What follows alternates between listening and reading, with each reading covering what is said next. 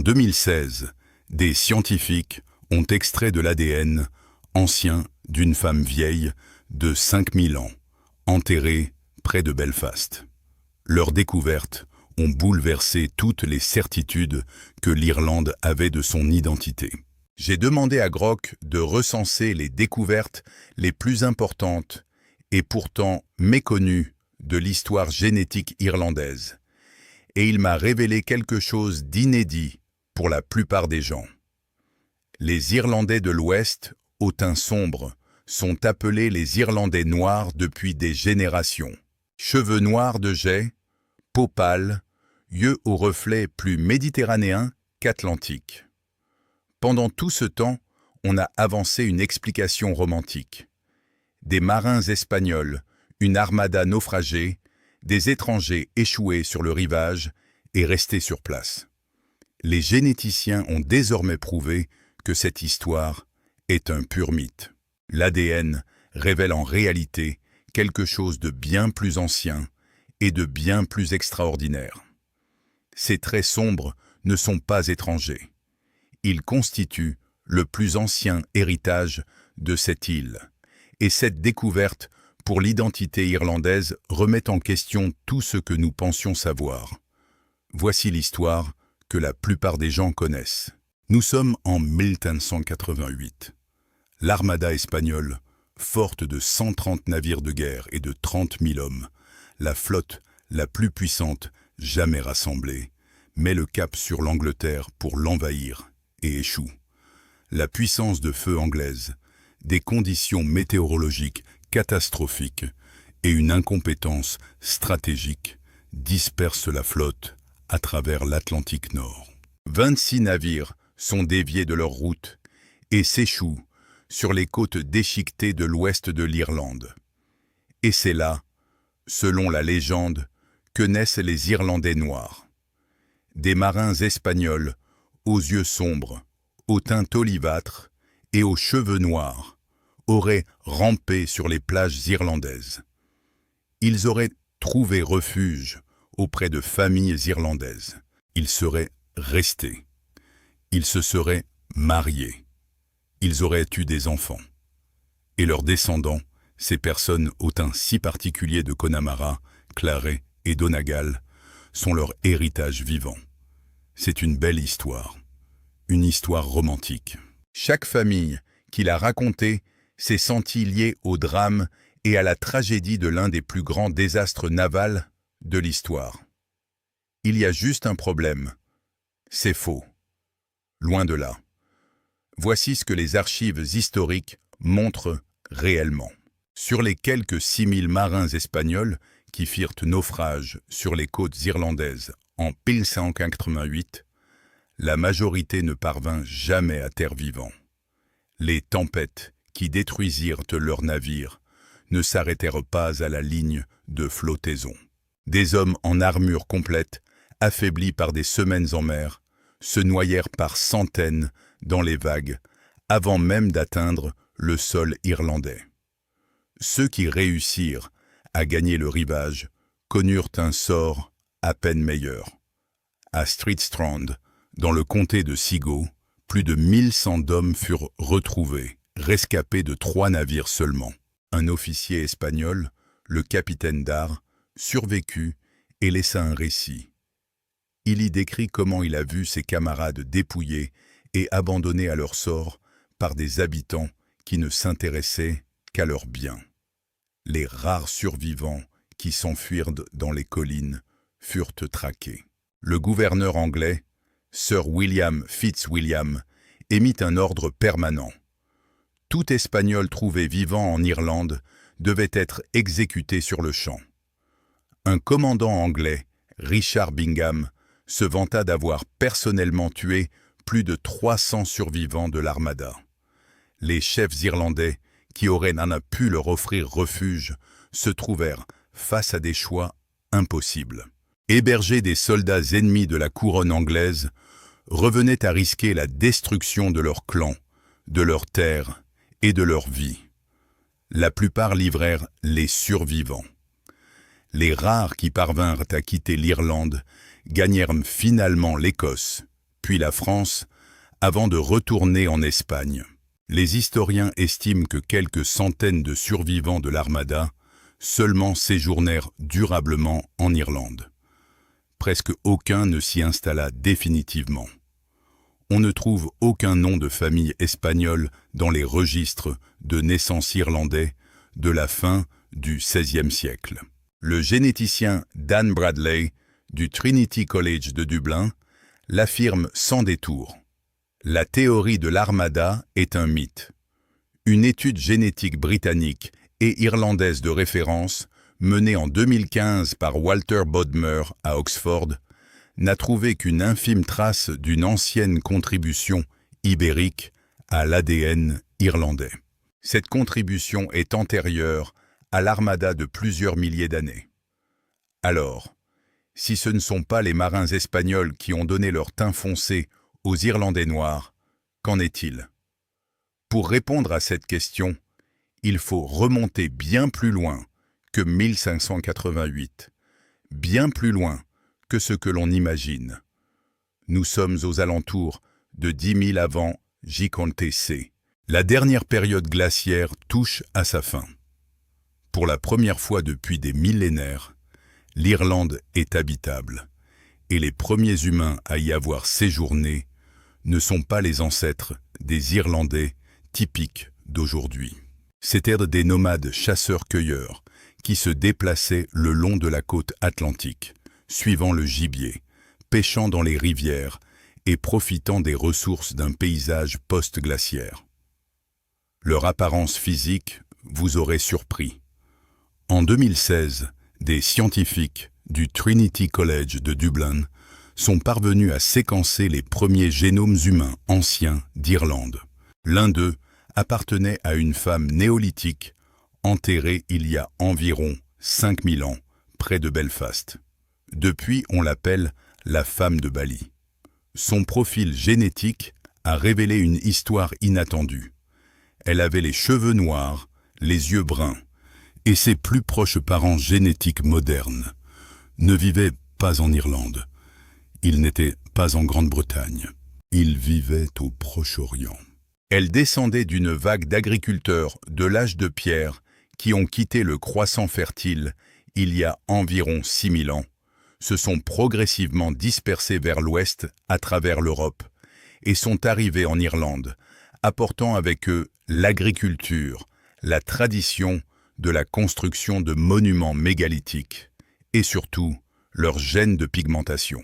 Cheveux et yeux foncés, des traits sans lien avec l'Espagne, mais caractéristiques de la migration antérieure aux pyramides. Il s'agit de la couche la plus ancienne. Des traits foncés étaient présents en Irlande avant même l'existence de Stonehenge, avant toute trace écrite en Europe. La femme de Balling Adi fut enterrée avec ses traits sur cette île 3000 ans, avant même que l'Armada espagnole ne soit envisagée. Puis, vers 2500 avant JC, tout changea à nouveau. Une nouvelle migration déferla sur l'Irlande depuis l'est de l'Europe, depuis ce qui est aujourd'hui l'Ukraine et le sud de la Russie. Il s'agissait des peuples apparentés aux Yamna, qui se déplaçaient vers l'ouest à travers le continent, dans une vague qui remodela profondément la génétique de tout le monde atlantique. Ils apportèrent le bétail, le bronze, les langues proto-keltiques qui allaient devenir l'irlandais, le gallois et le gaélique écossais. Ils apportèrent aussi des traits plus clairs, une prédisposition aux yeux clairs et bleus, ainsi qu'un marqueur génétique appelé haplogroupe G1b. Aujourd'hui, l'Irlande possède la plus forte concentration de R1b au monde. Plus de 80% des hommes irlandais en sont porteurs. La deuxième plus forte concentration ne se trouve ni en Grande-Bretagne ni en France. Elle se situe dans le Pays basque, au nord de l'Espagne, et plus largement dans la péninsule ibérique. Ces deux populations, Irlandais et Ibères, partagent une profonde parenté génétique qui remonte à une époque antérieure à Jules César, à l'histoire écrite tout entière. C'est l'empreinte de l'âge du bronze atlantique, une culture maritime commune qui s'étendait le long de toute la côte atlantique de l'Europe, du Portugal à l'Irlande. Commerce de métaux, échanges humains, construction de traditions communes à travers des milliers de kilomètres d'océan.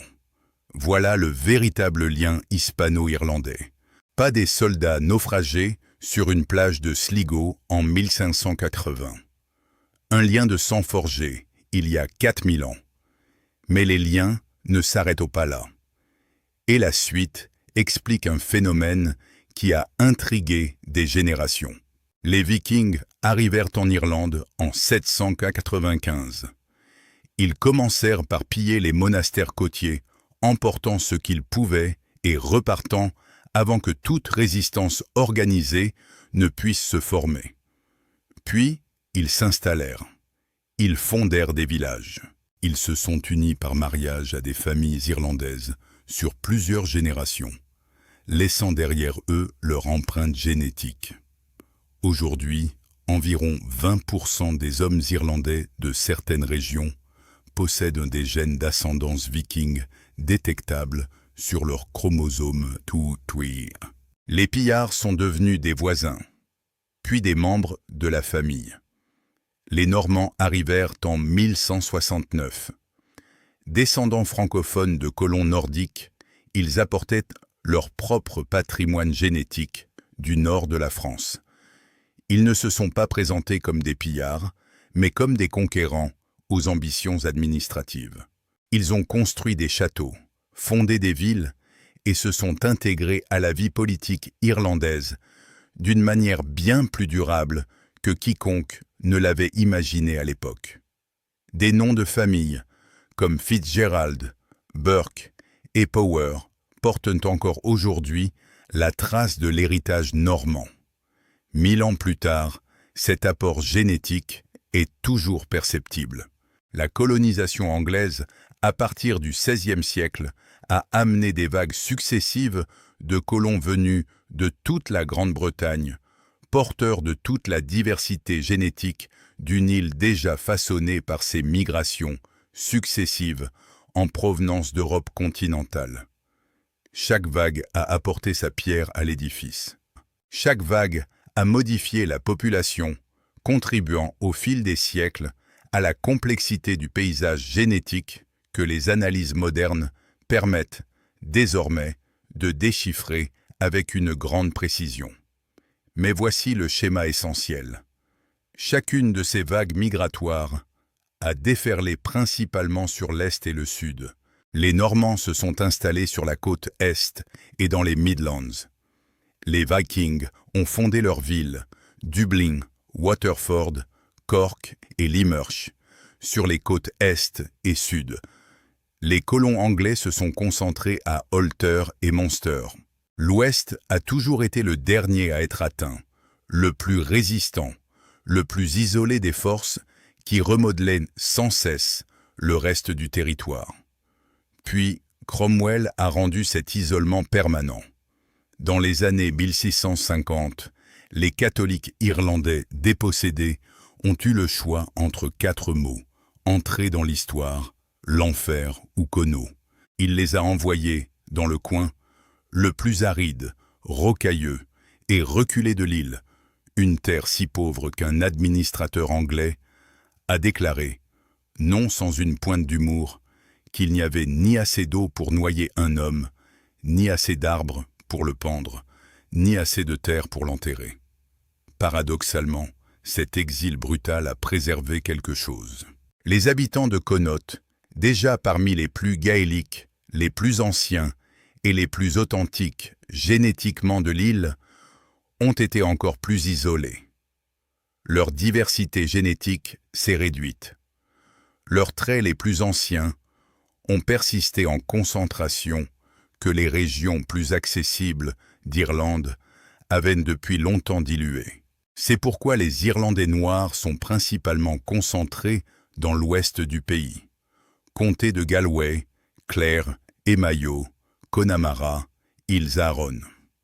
La côte atlantique a abrité les populations les plus anciennes, car d'abord géographiquement, puis par un exil délibéré, elle était la plus difficile d'accès et la plus facile à ignorer pour les colons extérieurs.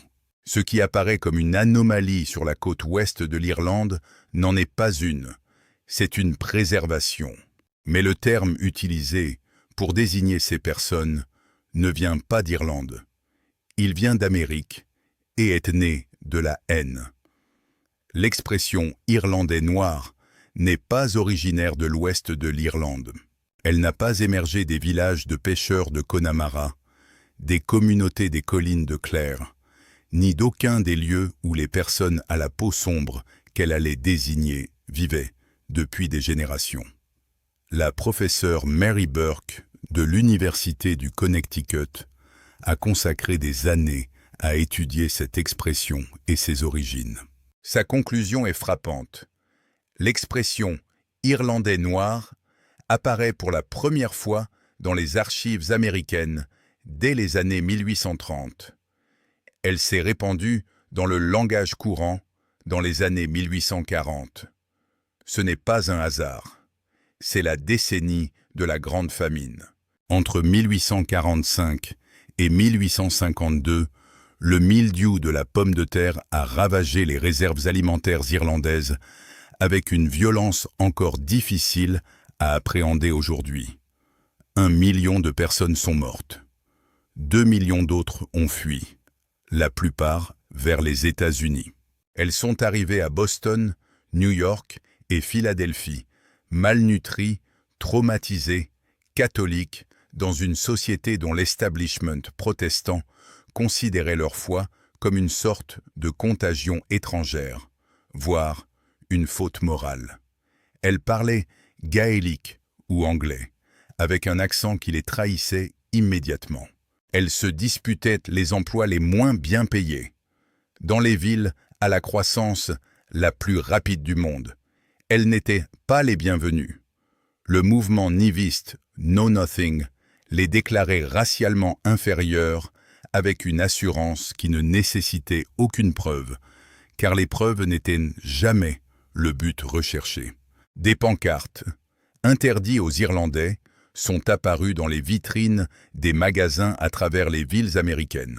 Les journaux publiaient des caricatures représentant les immigrants irlandais comme des sous-hommes, les affublant de traits caricaturaux destinés à les exclure des frontières de la blancheur que la société américaine construisait avec une rigidité croissante dans les années précédant la guerre de sécession. Ce sentiment de rejet alimentait l'hostilité. C'est dans ce climat de mépris organisé que l'expression « Irlandais noir » devint une arme. Elle fut employée spécifiquement pour séparer les Irlandais nouvellement arrivés, désespérés par la famine, des Irlandais d'avant la famine, plus respectables, qui avaient déjà commencé à s'assimiler au tissu social. Irlandais noir sous-entendait l'infériorité, le fait de ne pas être tout à fait blanc. Cette expression servait à bloquer la promotion sociale, à justifier l'exclusion, à stigmatiser toute une catégorie de personnes comme autres dans une société qui avait décrété que la différence était disqualifiante. Certains Américains d'origine irlandaise détournèrent l'expression, l'utilisant pour justifier l'ascendance afro-américaine de familles cherchant à se fondre dans la société blanche. Un terme inventé pour blesser devint un outil de dissimulation, puis, au fil des générations, quelque chose d'encore plus étrange. F. Scott Fitzgerald l'a utilisé dans ses écrits, lui conférant une dimension romantique et mélancolique. Robert E. Howard a dépeint ces personnages d'Irlandais noirs comme sombres, passionnés et indomptés. L'expression s'est chargée de légende, comme c'est souvent le cas lorsque ceux qui l'utilisent oublient l'intention de ses inventeurs.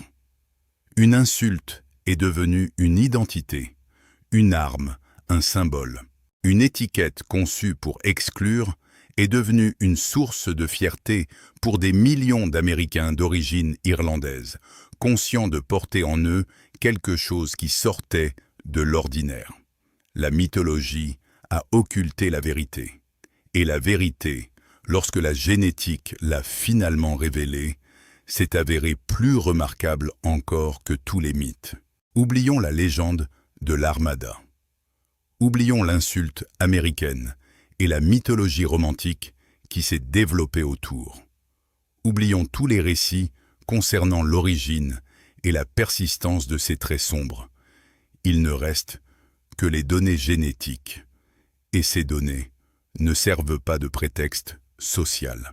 Elles enregistrent ce qui s'est passé au niveau des paires de base, de la distribution des haplogroupes et des variations des gènes de pigmentation, accumulées sur des centaines de générations, sans que personne n'ait à demander la permission. Voici ce qu'elles révèlent sur les Irlandais noirs. Les traits foncés ne sont pas une anomalie dans l'histoire génétique irlandaise. Ils en sont l'essence même. Ils représentent la survivance des plus anciens gènes de l'île, des gènes qui remontent à l'époque précédant l'agriculture, la métallurgie et toute trace écrite en Europe, jusqu'aux tout premiers humains ayant foulé le sol irlandais après la fonte des glaces. Prenons l'exemple des cheveux roux. Ce trait, devenu un symbole universel de l'identité irlandaise, le détail que tout étranger évoque pour décrire les Irlandais, est en grande partie d'origine viking. Il est arrivé avec les pillards scandinaves il y a environ 1100 ans. Il s'inscrit dans la longue histoire génétique de l'Irlande, mais reste un ajout récent. Le teint clair, stéréotypé et typiquement irlandais, est apparu principalement avec les migrants de l'âge du bronze, les peuples apparentés aux Yamnia, arrivés il y a seulement 4000 ans. Un événement récent au regard des caractéristiques déjà présentes sur l'île à leur arrivée. Mais les cheveux noirs de jais, les yeux sombres, la peau qui bronze sans brûler, tout cela remonte à 10 000 ans. Ce lien direct nous ramène à la femme de Ballinahati et à ses ancêtres agriculteurs du Proche-Orient, arrivés en Irlande avant la construction des pyramides et qui ont laissé leur empreinte génétique dans les populations de l'Ouest, là où les colonisations extérieures ne se sont jamais pleinement étendues. Les études de génétique des populations montrent systématiquement que les Irlandais de l'Ouest sont génétiquement distincts de ceux de l'Est, d'une manière qui correspond précisément au schéma historique de peuplement et d'isolement. L'Ouest a conservé l'empreinte génétique de l'âge du bronze prébé, la couche néolithique d'agriculteurs du Proche-Orient, avec des concentrations plus élevées que partout ailleurs sur l'île. Les visages de Connemara portent aujourd'hui un génome façonné davantage par le monde de 3000 avant J.C. que par tout ce que les Vikings, les Normands ou les colons anglais ont apporté par la suite. Lorsqu'on observe un visage irlandais noir, cette qualité à la fois ancienne et vivante, on contemple 10 000 ans de présence continue sur une seule île, une génétique qui a survécu à chaque conquête, chaque plantation, chaque famine, chaque diaspora, suffisamment intacte pour être encore lisible dans une pommette et une couleur de cheveux au XXIe siècle. L'histoire de l'Armada laissait entendre que les traits sombres étaient antétrangers. L'insulte américaine sous-entendait la même chose, en des termes plus crus. Toutes deux reposaient sur la même prémisse sous-jacente. Un visage irlandais, aux traits sombres, était synonyme d'origine extérieure. La génétique a apporté une réponse à cette prémisse. Les traits sombres ne sont pas l'élément étranger dans l'histoire irlandaise. Ils en sont l'élément le plus ancien, et sa signification dépasse largement la couleur des cheveux ou des yeux. Le mystère des Irlandais noirs n'a jamais vraiment concerné l'apparence physique. Il a toujours été question d'appartenance, de savoir qui a le droit d'être considéré comme véritablement irlandais. Des histoires que l'on se raconte pour se raccrocher à une identité et des récits que d'autres racontent à notre sujet pour nous exclure. Les traits sombres n'étaient qu'une façade. Le débat sous-jacent portait toujours sur l'authenticité, l'origine, qui est arrivé en premier et qui était un étranger. La légende de l'Armada était séduisante précisément parce qu'elle répondait à ce débat par une dimension romantique. Elle offrait aux Irlandais aux traits sombres un récit cinématographique auquel se raccrocher. Un moment d'origine dramatique. Des soldats naufragés. La survie contre toute attente. Une histoire imprégnée d'histoire. Même si l'histoire a été inventée, les gens ne s'accrochent pas au mythe par paresse ou crédulité. Ils s'y accrochent parce que les mythes ont une utilité. L'histoire de l'Armada était utile, car elle expliquait les traits foncés sans pour autant menacer l'image que l'on se faisait de l'Irlandais. L'insulte américaine fonctionnait à l'inverse. Elle utilisait la même réalité physique, les mêmes cheveux et les mêmes yeux foncés, et la transformait en un mécanisme d'exclusion. Le mythe romantique et le mépris organisé partageaient le même postulat. Les traits foncés d'un visage irlandais nécessitaient une explication extérieure. Ils constituaient une déviation par rapport à une norme qu'il fallait justifier. Or, la génétique n'affaiblissait pas ce postulat, mais le déconstruisait. La norme n'a jamais été celle que l'on croyait. L'apparence stéréotypée irlandaise, peau claire, cheveux roux, yeux clairs, est elle-même le fruit de migrations successives, postérieures à l'installation des premiers habitants. La contribution majeure la plus récente à cette apparence remonte aux pillards scandinaves, il y a 1100 ans. Ce trait que tout étranger perçoit immédiatement lorsqu'il imagine un visage irlandais se trouve profondément ancré dans l'histoire de l'île, quasiment neuve. Ces traits foncés remontent 2 fois plus loin que l'histoire irlandaise écrite, 3 fois plus loin que les Red Vikings. Ils sont liés à une population qui cultivait les terres irlandaises et érigeait des monuments mégalithiques bien avant que les peuples dont les migrations définissent l'histoire génétique irlandaise conventionnelle n'aient foulé le sol irlandais. Si vous possédez ces traits, si un membre de votre famille a été qualifié d'Irlandais noir, que ce soit par compliment, par insulte ou pour une autre raison, votre patrimoine génétique est sans équivoque quant à vos origines. Il ne s'agit pas de sang étranger, ni de l'héritage d'un naufrage, ni d'une anomalie nécessitant une explication. C'est le sang le plus ancien de l'île, un héritage génétique si ancien qu'il précède même le concept d'Irlande. Ceux qui affirmaient avec le plus d'insistance que leur teint foncé était d'origine étrangère se sont révélés selon tous les critères que la génétique moderne peut appliquer, porteurs des racines les plus profondes, la présence continue la plus longue, le lien le plus ininterrompu reliant l'Irlande d'aujourd'hui à l'île telle qu'elle était lorsque les premiers humains l'ont découverte émergeant des glaces. Ce n'est pas une simple note de bas de page à l'histoire irlandaise. C'est son chapitre le plus ancien. Lorsque j'ai présenté ces informations à Grock et lui ai demandé leur signification, sa réponse a suscité une profonde réflexion. La réponse à un mystère concernant les cheveux noirs et la peau pâle s'est révélée être une réponse sur le temps lui-même. Sur ce qui survit lorsque les empires s'élèvent et s'effondrent, que les plantations remodèlent un paysage et que les famines vident des comtés entiers. sur la différence entre ce qu'une culture décide de qualifier d'authentique et ce que la génétique enregistre discrètement, sans demander la permission. La femme de Balina Hatti a été enterrée près de Belfast il y a 5000 ans. Elle avait les cheveux noirs et les yeux bruns. Les visages de la côte ouest de l'Irlande portent aujourd'hui son héritage génétique.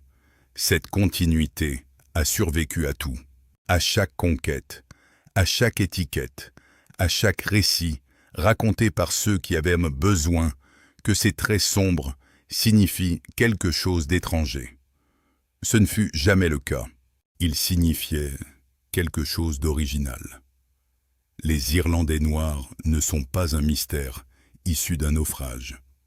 Ils sont un mystère issu du temps lui-même.